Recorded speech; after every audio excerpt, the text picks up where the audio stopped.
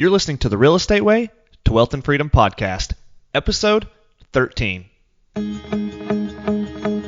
Welcome to the Real Estate Way to Wealth and Freedom podcast with Jacob Ayers, providing actionable content to help you along your journey to financial freedom through real estate investing. As the premier asset class, real estate has helped ordinary people just like you amass fortunes. The benefits of passive income from real estate investing will allow you to live a life you want. And now your host, entrepreneur, real estate investor, and apartment deal syndicator, Jacob Ayers.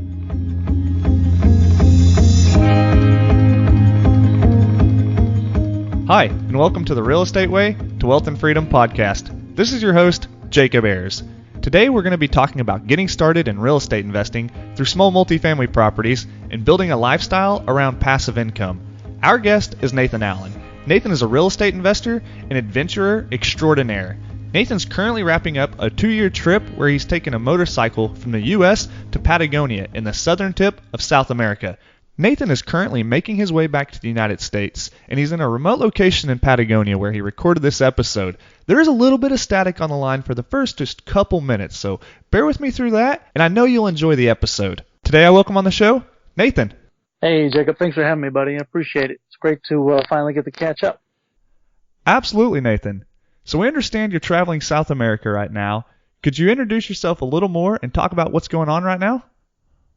Yeah, sure, Jacob. Thanks, buddy. I've been traveling via motorcycle through Central and South America for about the last 23 months now, and my goal was to make it down to Argentina, the southernmost city of the world, which is called Ushuaia in Tierra del Fuego. And it took a little longer than what I actually thought. The plan was to get down here in about a year, and it took me a little closer to, maybe a year and a half or 2 years, something like that. I'm still currently in Patagonia in Argentina right now, and I'm going to ride a little bit farther north and maybe sell the motorcycle to another traveler and come home and look for the next property. Wow, that's awesome, Nathan. It's cool that you're getting to do something that some people could only dream of, so it's really cool. Hey, thanks, man. I appreciate that. So, Nate, tell us how you got started in real estate investing and what drew you to real estate in the first place. Well, I guess you have to go back until when I was about 15. I'm 29 now. When I was 15, I kind of saw where my other older friends were going in life, and they were graduating high school and going to college, and this was something that didn't really appeal to me. I'm not much of a college-minded person, and I started asking around and doing a little research, and my dad, he mentioned something about a book called Rich Dad, Poor Dad, and I thought, man, okay, well, I'm not much of a reader, give it a go. And to this day, I can say that's the one book that it changed my life. Like, I read it front to back, and then I put it down, I kind of thought about it, and after about 2 or 3 months, I read it again. And it just made a lot of sense. It talked kind of about like how you can be an employee or an employer and the different ways to kind of think about life and money. And he talked a lot about real estate, not really like in detail, but more of a vehicle. And so I started doing more research on real estate and learning more about it. For me, I knew I didn't want to go to college, so I decided I was going to graduate early from high school and go to school to be an aircraft mechanic, which is what I did. I took 2 years, and I got my airframe and power plant license. And about the time when I was 18, when I was graduated high school, I graduated A&P school and went to go work for the airlines up in Oklahoma City.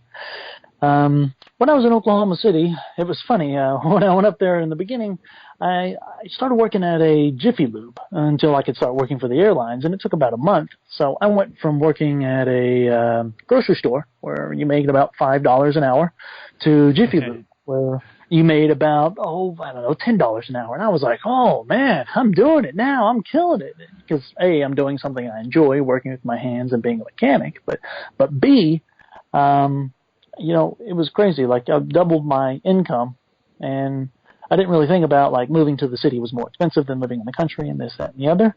And then I went to go work for the airlines.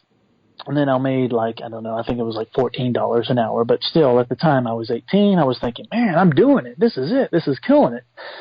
But then I remembered back to Rich Dad, Poor Dad, and like he always said something to the effect of, "You'll never get wealthy if you work for others." And I think that's very true. Like what I looked at was like the dollars an hour were basically like paying you to not chase your dreams. So what I decided to do was go chase my dreams. I wanted to replace my income from working as an aircraft mechanic and basically do that through real estate. So I started hunting for houses there in Oklahoma City.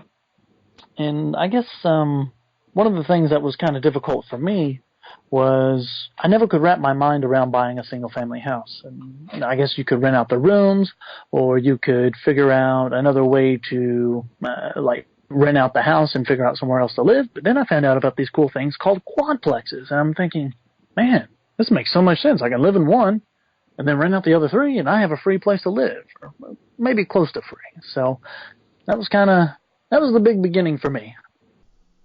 Yeah, you're right. Rich Dad, Poor Dad is a fantastic book. I recommend it to just everyone. It's one of those books that's impacted a lot of people, and it really changed my perspective on things when I read it. So, phenomenal book. I couldn't recommend it enough. So, talking about fourplexes. Fourplexes are just an absolutely great vehicle for getting started in real estate investing. With a fourplex, you can use a residential loan and get a low down payment, so the price point to get into a fourplex is very appealing. And then, like you said, you could potentially live in one unit and still cash flow through that property, so just a phenomenal investment vehicle. So Nathan, you've got a fourplex in Oklahoma City. Have you been looking for other properties while you've been traveling, or just have that one property? And can you talk about what you're going to be doing when you get back to the States? Well, for me, when I left for this trip, my goal was to use passive income to kind of pay me to go chase my dream. And my dream, I'm a lifelong learner. I'm a traveler. That's what I love to do. I want to learn about culture. I want to learn about food. I want to learn about history. I want to learn about society. So when I left, I really kind of left with the intent of not focusing on real estate or work or anything of that nature. And I guess I can say that mission's kind of been a total and complete success. But now here we are, 23 months down the road, and I'm kind of like, well, it's been great. I got to see so much and learn so much, and I met so many great friends here on the road.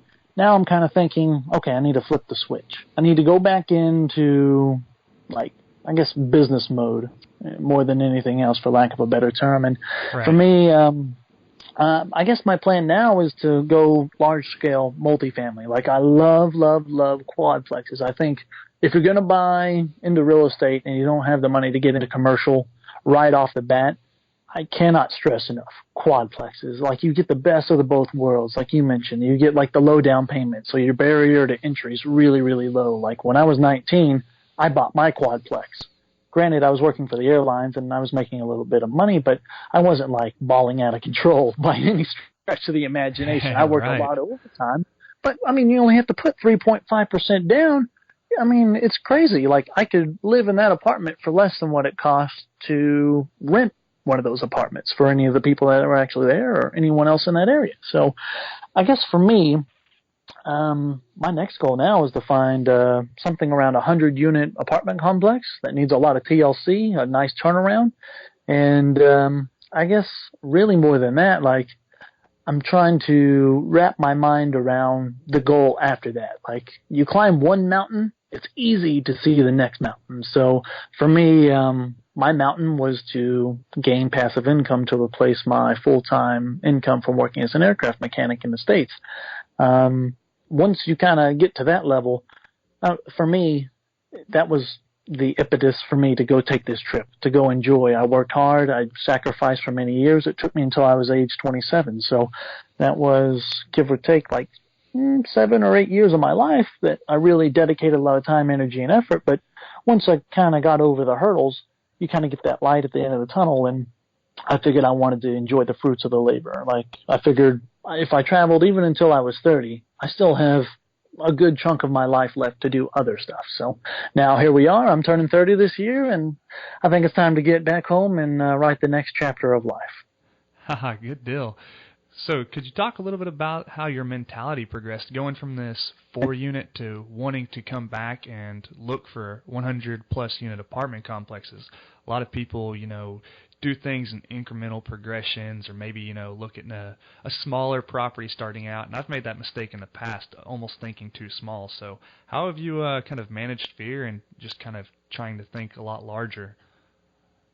It's really, for me, it's kind of funny because at the time when I was 19, I thought like 4 units. Holy crap, man. Like, what am I going to do? This is crazy. This is a huge amount of money. This is a huge amount of responsibility. And I'm thinking like, man, like I should be out like partying and getting wild and I don't know, doing 19-year-old stuff. And now here I am buying an apartment building and kind of strapping on a huge amount of stress and worry. But at the same time, I also saw if you do what other people aren't doing, you're going to get different results. And I think the more different that you can do it, the better off you'll be. So I guess to scale from like 4 units to 100 units in my mind, it really kind of comes from the concept of I don't know how to do anything like half-mast. I'm kind of full throttle or I'm not doing it. And for me right now, like the biggest I can see is 100 units. That's pretty daunting. That's a lot of time and energy and effort. And, I mean, at that point, you have to bring on at least full-time staff to help you maintain the property, help you manage the property. And those things, those don't really scare me. Those actually excite me because I feel like I'd be able to help me add so much value to the people that live there because I want to really make the property something special where people have a sense of community more than just a normal, oh, it's safe and clean and efficient. I want it to be like a real family. And I guess one of the things that kind of helped me get to that point was seeing me buy my 4 units. Like, in the beginning, it was really kind of difficult, but after about a year or so, I'm like, well, this really isn't that hard. You get some tenants in here, and you paint some walls, hire some stuff out if something really breaks and you don't know what you're doing. And then I kind of saw other people through like different social network groups, just like RIAs, maybe like social gatherings, different galas and stuff around the city. And I met a couple other people that were buying much bigger stuff. And I'm thinking, man, these guys are really killing it. And I met a lot of cool guys that were really like connecting more than just like real estate and business, but just good people, good salt of the earth, good heart, a lot of love, and kind of same idea for life. And I thought, man, if those guys are able to do it, well, I mean, surely I could. And I guess that's kind of where we went in that direction. Like before I left on this trip, that was kind of where my thought process was buy something big or go home. And, well, I couldn't buy something big, so instead of going home, I made new homes in different countries. There you go. Yeah, I think you kind of hit the nail on the head with it. Kind of starts out with mentality, right? You have to think big and change your perspective on things and, adjust your mindset to your goals. And before you know it, you've kind of achieved those, and you look back and you think, wow, I did that. What's next, right? So, yeah, I think it's just starting out with mindset and, having the right perspective on things. Yeah, I totally agree. I think that's the right word, perspective. That's definitely the right choice of word. Yeah, absolutely. So I've looked into your Blue Alamo property, which we talked a little bit about offline. It's a fourplex in Oklahoma City. It's a really, really cool property, and if you think Blue Alamo in your head, you really hit the nail on the head because it looks like the Blue Alamo. So would you take a minute and kind of talk about how you bought that? I know you said you bought that when you're 19. You've had it for, going on 7 or 8 years now. You did some refurbishings to it, that is. What'd that deal look like when you bought it, and how's it looking now? Sure. So I guess when I was 19, I was really kind of driving around Oklahoma City, and at the time I was renting a room in a house. It was a really nice house, and the guy gave me a great deal on the room. He just kind of wanted some extra money and someone to help take care of his dog, so it was really kind of a blessing in disguise because I moved in, and the guy said, I'll probably have the room available for like 6 to 9 months, something like that, but I'll give you enough time to find somewhere else. Like, I'm just kind of in a transition period. I'm about to get married and sell this house. Okay, cool. So I knew I had at least 6 months to kind of figure out what I wanted to buy and where I was going to buy. And I was driving around Oklahoma City usually 5 times a week, because at this time I was working at one of the airlines there at the Will Rogers Airport. and I worked second shift, which was, I think, 3 till midnight or 2 in the morning, something like that. But before I went to work every day, I tried to take advantage and drive a different way every day to work and try to go down different neighborhoods and different alleys and really kind of get a feel for what was going on. And I guess it took me about 4 or 5 months, and I kind of stumbled on what's known as the Plaza District. And I was just kind of driving around, and for me, I kind of felt like it was my area, like it was a cool place kind of on the rising tide, I guess, for lack of a better word, because at that time, it really wasn't a great area. I mean, it was not considered uncommon to buy, like, I don't know, maybe hookers or meth on a Saturday at 2 in the afternoon. But I saw potential where they could actually kind of come in and remake this into a better place. And there was already kind of parts of it that were put together. In my mind, I saw the streets on 16th Street were already paved. I saw they put in nice sidewalks with cast iron street lamps, and they were very beautiful. And I'm thinking, man, Oklahoma City's putting a fair amount of money here. And also the business owners in that particular district, they were putting a huge amount of time, energy, and effort to beautify and paint and clean and bring new businesses in. And this is in, I guess, 2007. And this is kind of like the height of the crisis, and it was pretty tough going, I guess, because when I found the property, like I had been scouring that area, and I knew I wanted to be in that Plaza District because I could ride the wave and kind of, I guess, for lack of a better word, surf it. When I was looking at this properties, I knew, like, quadplex. I got to find a quadplex. This is really, really, like, crucial. Maybe even a triplex. I don't want a duplex, but at least with a duplex, you still have some of the economy of scale. So as I found a fourplex, it actually happened to be right on 16th where they just paved and put in these sidewalks. I didn't even think about it. I looked at a lot of other properties in a lot of different areas, over that 6 months I was driving around Oklahoma City.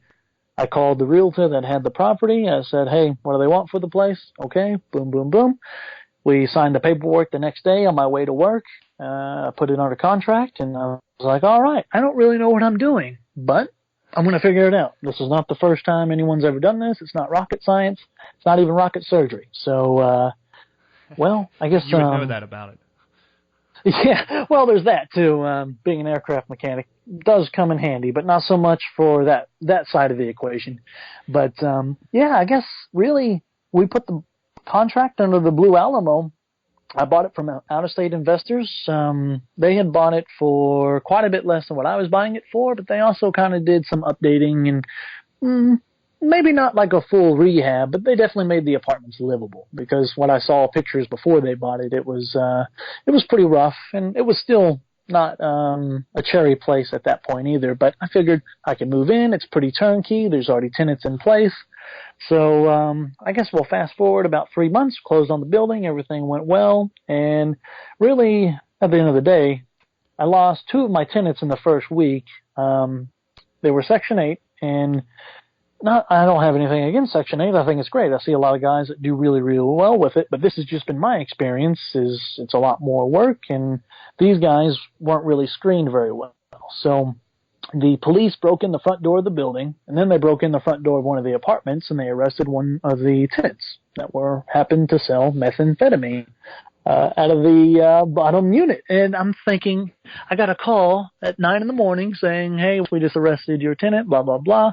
We wanted you to be aware that your property is no longer secure. We had to break open the door. And I'm thinking, why didn't you just call me 10 minutes before? I could have let you in. I had keys. It's okay. But that's all right. So after repairing the door and the other door to the actual front of the building, the next week I had to evict another tenant for their share of the prorated rent, which was, I don't know, something like $20 or $30. And I've quickly learned this is not what success looks like. So I really started to get a bit more strict with tenant screening. And my inherited tenants all slowly kind of vacated, and then I got I guess, more preferable tenants, more like stable, had a job, better credit score, stuff like this. And that was a learning process. And really that took me like the first year or maybe 2 years to kind of get that through my thick skull. But once I learned it, it was a lesson well learned. Yeah, right. So how are you managing that deal now, being out of the country? Sure. So I was managing it myself in the beginning, and then I left to go contract different jobs in the United States as an aircraft mechanic, and I would hire different management companies. And I went through 3 of them in 2 years. I lost about $60,000 and found out property management's really, really important. So I moved back home and kind of got the place up and going, and I was working at Tinker Air Force Base for about a year. And I kind of got the place more managed, more level. We had better tenants. We kind of fixed some issues that were underlying issues that just kind of came up throughout the years. And I went overseas to go work as an aircraft mechanic with the military. And at that point, I figured I don't want to have someone that's not going to be able to manage the property very well.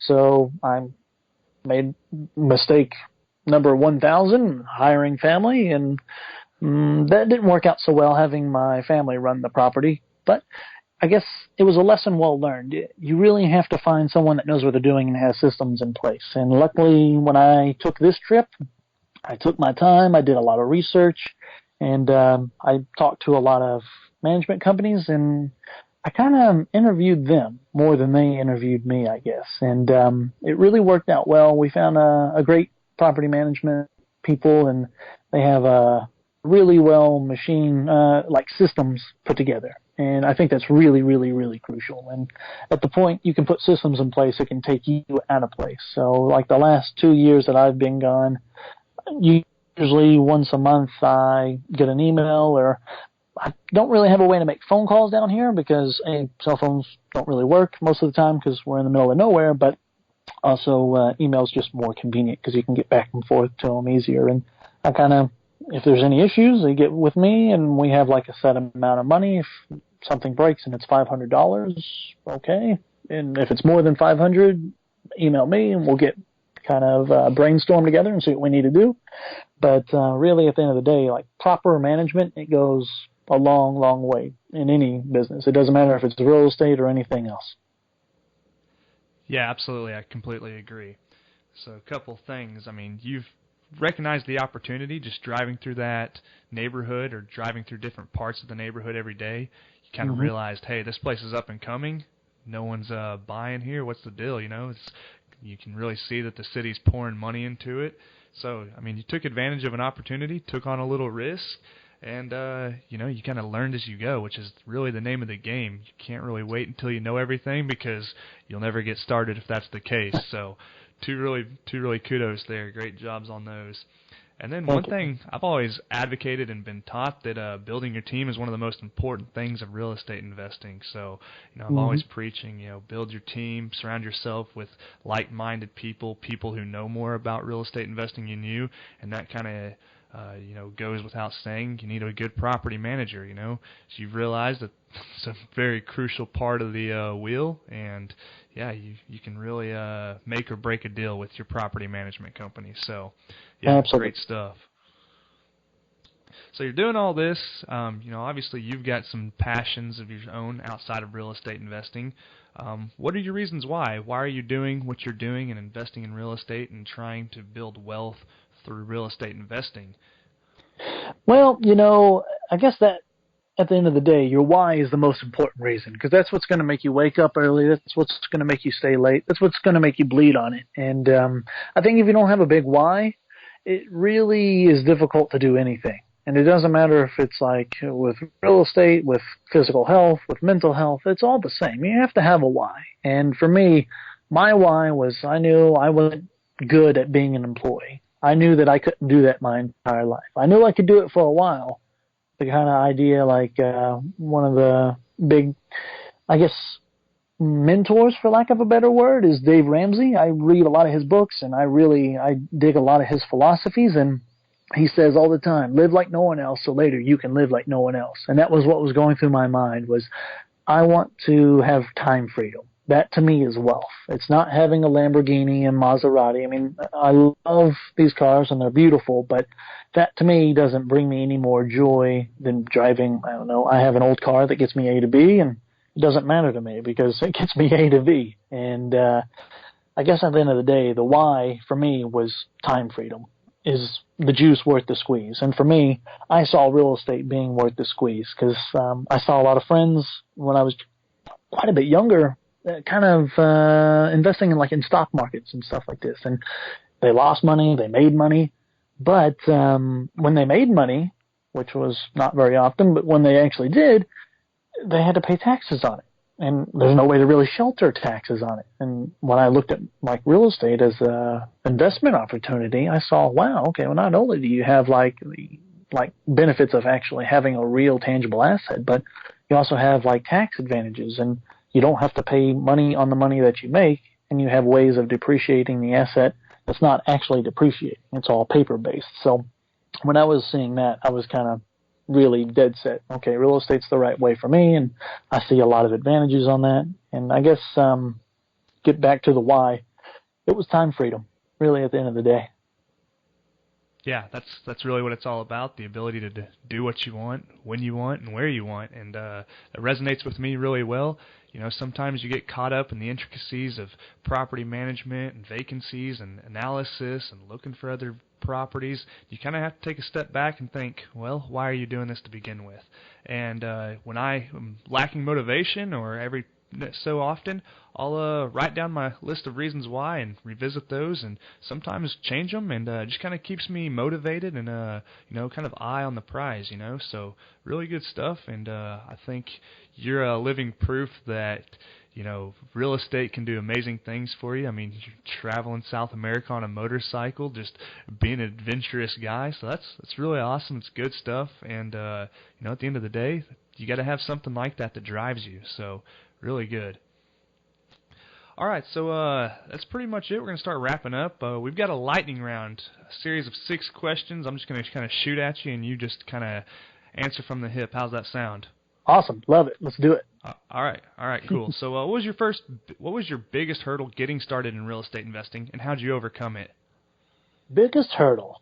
To be honest with you, I hear a lot of people's biggest hurdle is scare of the unknown or something like this. My biggest hurdle wasn't scare of the unknown.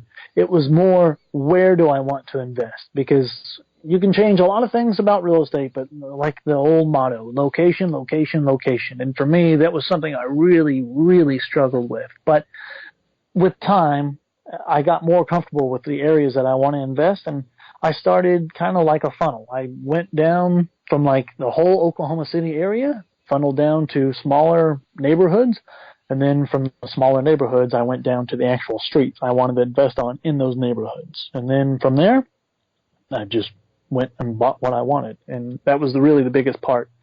I guess the best way to say, how did I overcome that, was I systematized it. I broke it down into little bites, and they say inch by inch it's a cinch, mile by mile it's a trial. And I just broke it down into small, bite-sized portions. And every day I was driving to work, I went to a different neighborhood or a different street of that different neighborhood. And I really just drove for dollars, for lack of a better words, because that was the way I looked at it. Was even though it took an extra hour or 30 minutes or whatever to get to work, this is time farther down the road that is going to really allow me to do what I want to do instead of what I have to do.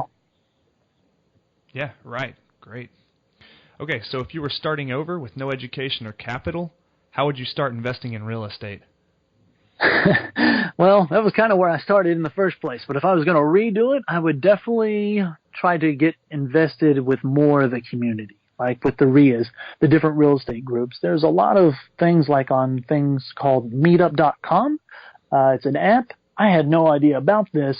I don't even know if it was a thing really in 2006, 2007 when I was getting started in this game. But now, here in 2016, 2017, you go on meetup.com and there's 10 meetup groups for any kind of anything you're interested in. Walking, real estate. Right.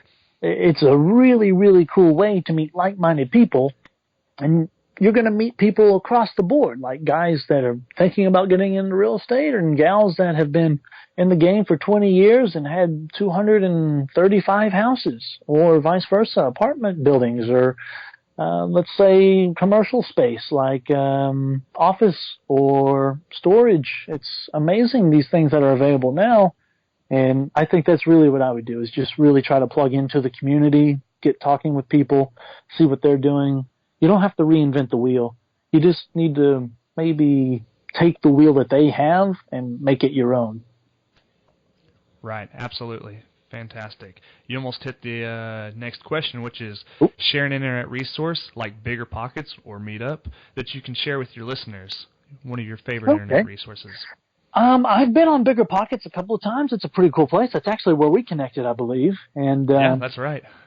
I was just kind of on there talking with some people, meeting people. It's a really cool resource. I listen to the podcast quite a bit because, to me, I'm a audio learner. I can read as well, but I don't seem to get the same information as if someone's talking to me, like a teacher or a professor or something. And when you listen to a podcast, that's kind of what it is for me. There's a really good podcast I've enjoyed. It's by Kevin Bupp, and it's called Investing for Cash Flow Real Estate. He also has one for mobile home parks. It's tremendous value. It's really good information. I've talked with him several times on the phone. He's a great guy, big heart, and I think that when you kind of put in your mind that other people are doing this, it's easier for you to realize that it is doable. Yeah, all about perspective, right? Sure. All right, and can you share a personal habit that contributes to your success? Yeah, I can do that. Personal habit, for me, I really and truly believe this, is determination. I don't know of another habit that I have that is beneficial. Like, I'm not overly intelligent. I'm not overly clever. I'm not any of these things. But I am incredibly determined. Like, if I decide I'm going to do something, it will get done. I don't know how it's going to get done. I just know it's going to. And for me, a lot of times what that is I wake up in the morning and I practice visualization. I visualize what my life looks like. I visualize what it looks like getting there. For me, it's starting with the end in mind and working backwards. And I visualize each step of that journey. And it's so clear, it's vivid. Like, for me, to say I'm going to go home and buy this or that or whatever, it's not beyond the realm of capability because I already visualize it in my mind. I'm actually visualizing what I'm doing after that, which is really what gets me excited. Yes, great. Very, very good. Good points. All right, what book would you recommend to the listeners and why? I know you mentioned Rich Dad, Poor Dad. If you have any others, or that could be it. No, I think Rich Dad, Poor Dad's a great one. Like, if you're going to read one book, read that one. If you want to read a couple more, some of them that I really, really enjoy, 4-Hour Work Week by Timothy Ferriss. I read that every year along with Rich Dad, Poor Dad. I try to do it at least once a year to kind of keep the concepts fresh in my mind. There's another book by, I think, Richard Carlson. Forget the author, but it's called Richest Man in Babylon. And I think It's actually in the free sector now because it's so old. It was written a long time ago, but, I mean, it's still the same principles. Like, Babylon was the first society to use money, and what worked then works now. And the whole idea from that book is pay yourself first. And I absolutely believe that, because when I went from working Jiffy Lube to the airlines and the different aviation jobs, no one was paying themselves first. Not one person that I know of. And I don't know of anyone else traveling South America on a motorcycle.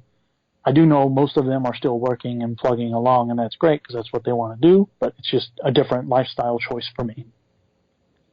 Right. Great stuff. If you were to give advice to your 20-year-old self to get started in real estate investing, what would it be?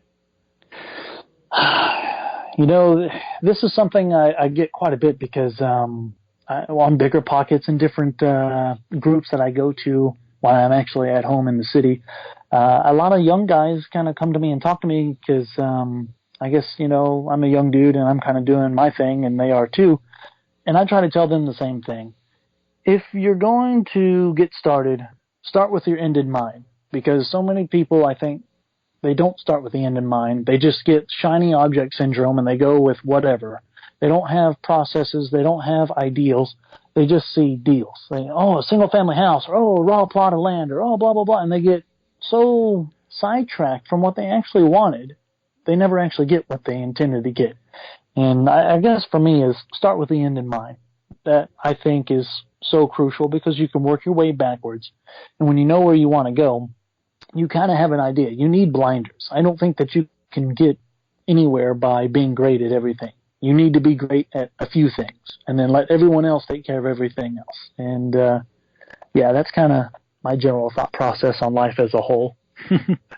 Yeah, great. I've certainly been there, being distracted and sidetracked by everything out there. And what's the saying? If you have no destination, any path will get you there. So you've got to really be focused on what you want, or you'll be looking at raw land in South Texas and high-rise buildings in Sacramento, Florida, and trailer parks here and single-family houses there. So, I mean, you're really right. You have to have vision and focus, and kind of what your end goal really is the most important thing. So very, very good points. All right, Nate, well, we're going to wrap up with that. We'd like to end with you kind of giving us any parting advice you have or any last words. We certainly appreciate your time on the show, so thank you for that. Thank you. I guess for parting advice, the best thing I can come up with is if you want something, don't let anyone tell you can't do it. You can, you will, you just have to work for it. If it was easy, everybody would be doing it, and I can tell you, personally, from my experience, the juice is worth the squeeze. I think we need more people living an authentic life. And once you start living a life of true authenticity, it becomes so much easier to help other people do the same. And I think dream big, work hard. There's nothing you can't do. Thanks, man. I appreciate it, Jacob. I really appreciate you bringing me on the show. Thank you, Nate. Have a good one. All right. That wraps up our episode today with Nathan Allen. I really enjoyed this episode, and I enjoyed talking with Nathan not only about his real estate investments, but what he's been able to do with his real estate. See, I think building a lifestyle is really what drives me through real estate investing, and Nathan's a great example of doing so. I hope you're receiving value from this show. If you like what you've heard so far, I invite you to let me know by leaving a rating and review. Please subscribe to the show to be notified of future episodes. As always, if you have any questions or comments, feel free to contact me at www.jacobayers.com or email me at info@jacobayers.com. Until next time, signing off, I'm your host, Jacob Ayers. You've been listening to the Real Estate Way to Wealth and Freedom podcast, providing you actionable content to build your real estate empire. Nothing on this show should be considered specific, personal, or professional advice. Please consult an appropriate tax, legal, real estate, financial, or business professional for personal advice. The opinions of guests are their own. Information is not guaranteed. All investment strategies have a potential for profit or loss. The host is operating on behalf of the Real Estate Way to Wealth and Freedom, LLC, exclusively.